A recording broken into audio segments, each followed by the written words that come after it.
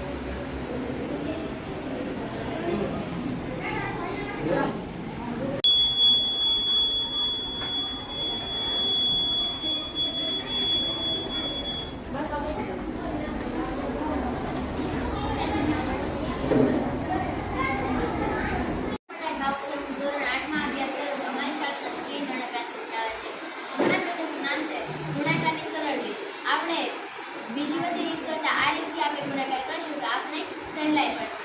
પહેલાં આપણે 23 12નો ગુણાકાર કરવો છે તો આપણે ઉપરથી નીચે જમણેથી ડાબી બાજુ આપણે બે લીટી કરીશું. પછીની સંખ્યા છે 3 તો આપણે 3 લીટી કરીશું.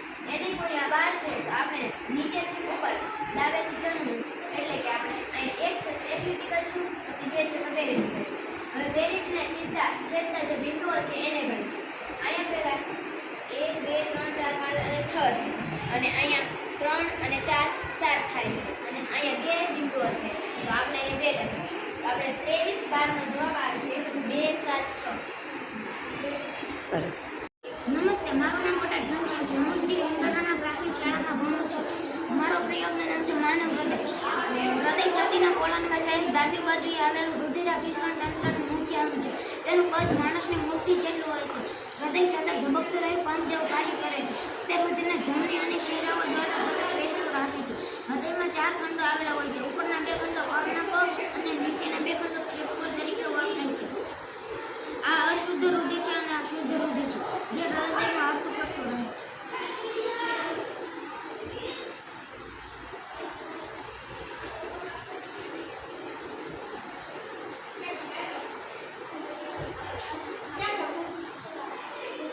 સરસ.